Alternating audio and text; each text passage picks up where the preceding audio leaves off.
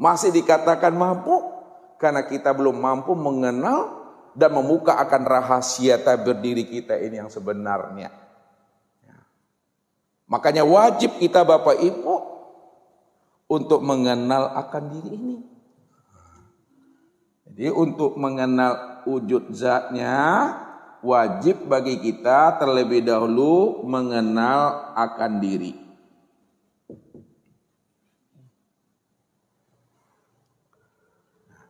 Sebab kalau kita sudah kenal akan diri, insya Allah kita mampu mengenal akan Tuhan.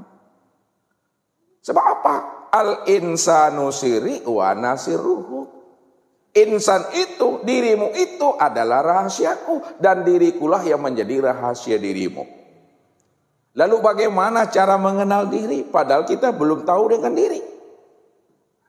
Cara mengenal diri Bapak Ibu, belajar kita mengenal namanya mati.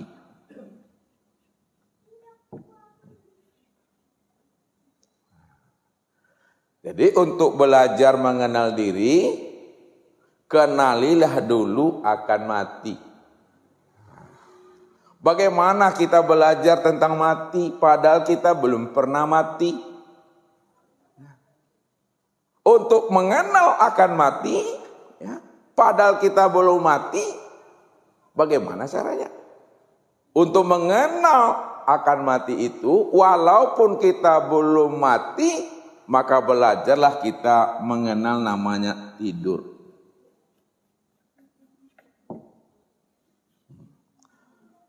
Kenapa untuk mengenal mati mesti mengenal tidur? Karena kata Nabi, an-naum akhul maut. Bahwa tidur itu adalah dunsananya mati. Tidur dengan mati itu Bapak Ibu kakak beradiknya itu. Kalau nak kenal awak dengan abangnya, maka kenali adiknya. Karena tidur itu saudara kandungnya mati. Bagaimana Bapak Ibu mengenal tidur padahal waktu tidur kita tidak tahu siapa kita? Maka untuk belajar mengenal dan memahami tidur, belajar untuk mengenal dan memahami namanya mimpi.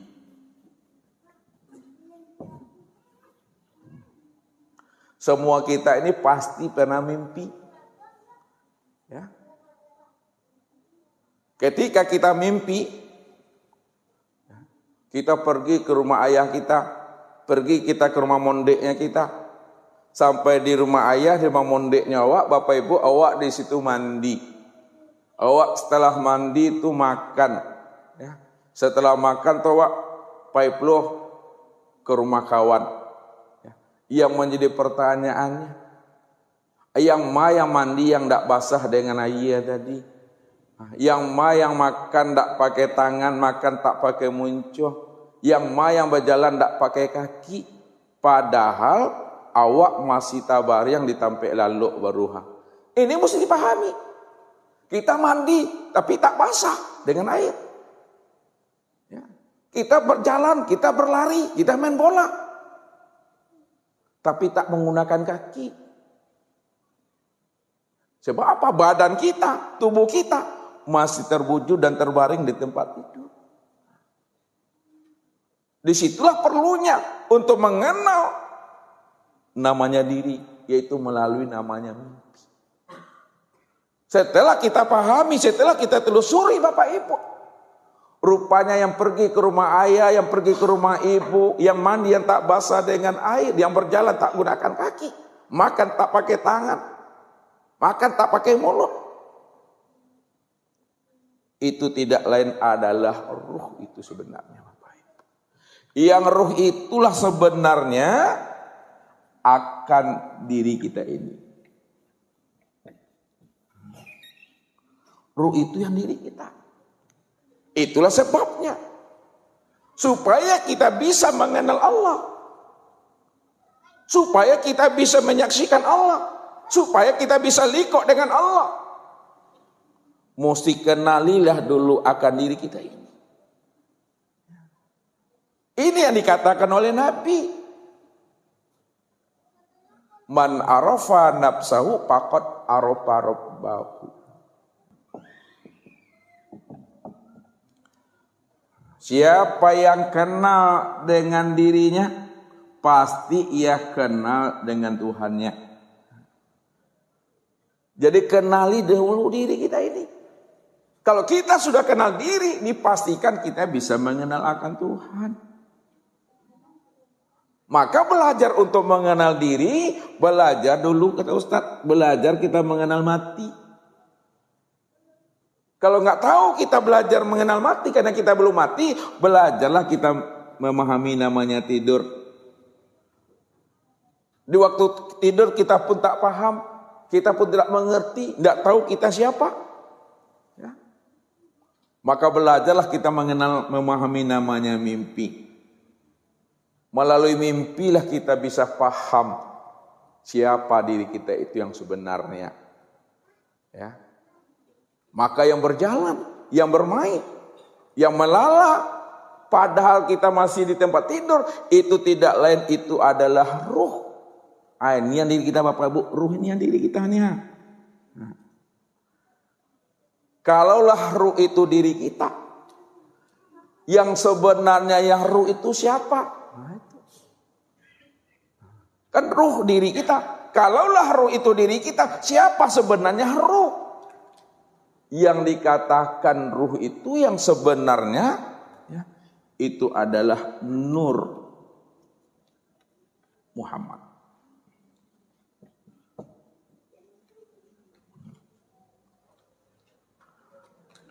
Yang dikatakan ruh itu yang sebenarnya bukan ruh. Yang dikatakan ruh yang sebenar ruh itu adalah Nur Muhammad Bapak Ibu. Nur Muhammad itulah rupanya diri kita. Kalaulah Nur Muhammad itulah rupanya diri kita, siapa sebenarnya Nur Muhammad?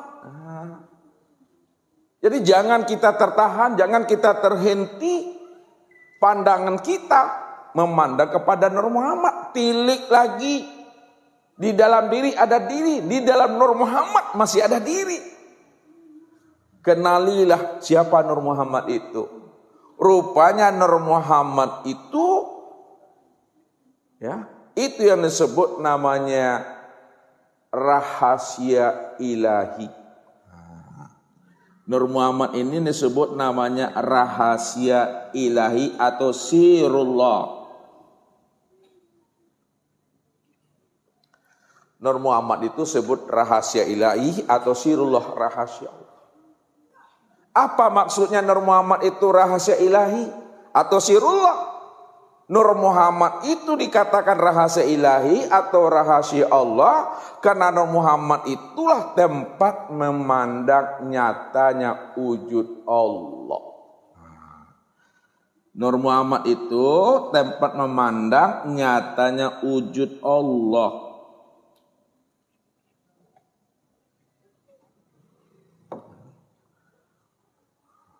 Kalau kita sudah mengenal dan memahami diri kita ini adalah rahasia ilahi, tempat memandang nyatanya wujud Allah.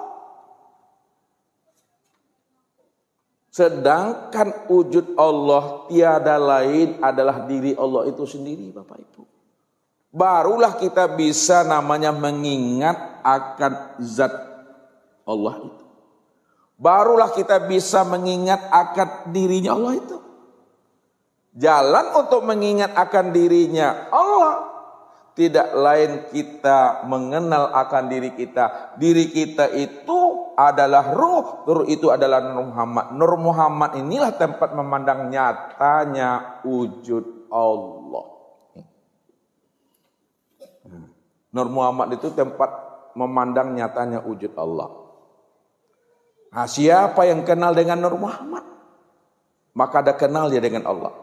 Siapa yang telah memandang Muhammad, sudah sama memandang Allah. Siapa yang sudah menyaksikan Muhammad, sudah sama dia menyaksikan Allah. Karena Muhammad itulah tempat nyatanya memandang wajahnya Allah. Nur Muhammad itulah tempat nyatanya memandang dirinya Allah. Nur Muhammad itulah tempat nyatanya memandang akan tubuhnya Allah. Walaupun Muhammad bukan Allah, namun Muhammad itu tiada lain Allah itu sendiri. Apa sebabnya? Tiada lain diri Allah itu sendiri. Karena Nur Muhammad itu asalnya diri Tuhan itu, Bapak Ibu. Ini yang dikatakan oleh Nur itu, ana minallah.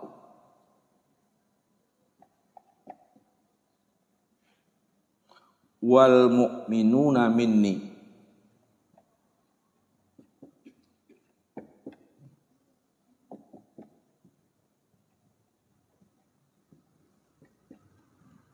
Aku, nah kata Nur itu, aku langsung daripada Nur Zat Allah, sedangkan orang-orang yang beriman dan sekalian alam itu asalnya daripada diriku. Ya.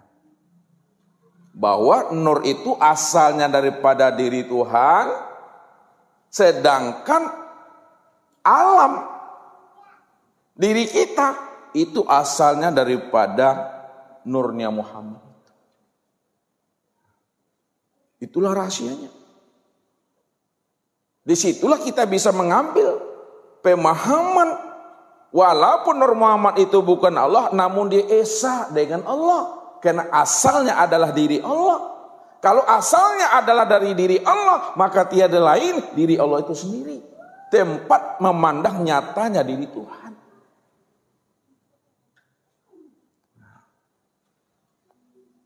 Lalu dikatakan oleh Nabi berikutnya, man arafa rabbahu fasadal jasad.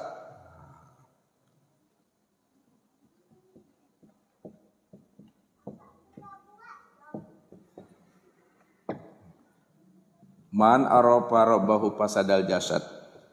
Barang siapa yang telah kenal akan Tuhannya, maka binasalah dirinya. Hancur dirinya, karam dirinya. Apa maksudnya? Siapa yang telah kenal Tuhan maka binasa dirinya, hapus dirinya. Hapus dirinya, hancur dirinya itu maksudnya hilanglah akan keakuan dirinya. Tidak ada lagi namanya jasadnya, tidak ada lagi namanya batang tubuhnya yang merasa dia yang punya. Maka ketika jasadnya telah hancur, jasadnya telah fana, jasadnya telah hapus, maka yang ada itu hanya dirinya Allah semata-mata. Ya. Jasad kita dah hancur, jasad kita dah fana. Kalaulah jasad kita telah hancur dan fana, maka yang ada hanya wujud diri Allah semata-mata yang wujud secara mutlak. Lalu siapa sebagai pengganti jasad yang telah hancur? Pengganti jasad yang hancur tidak lain adalah diriku sendiri, kata Allah. Aku pengganti jasad yang hancur itu. Inilah yang dikatakan Allah dalam hadis kursi itu. Innal abdi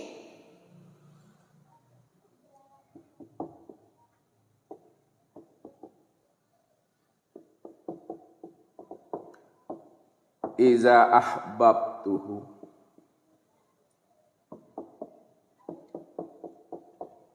innal abdi iza ahbabtuhu qataltuhu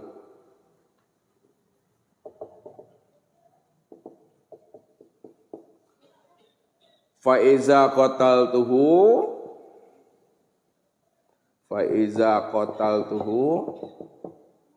wa ana diyatahu.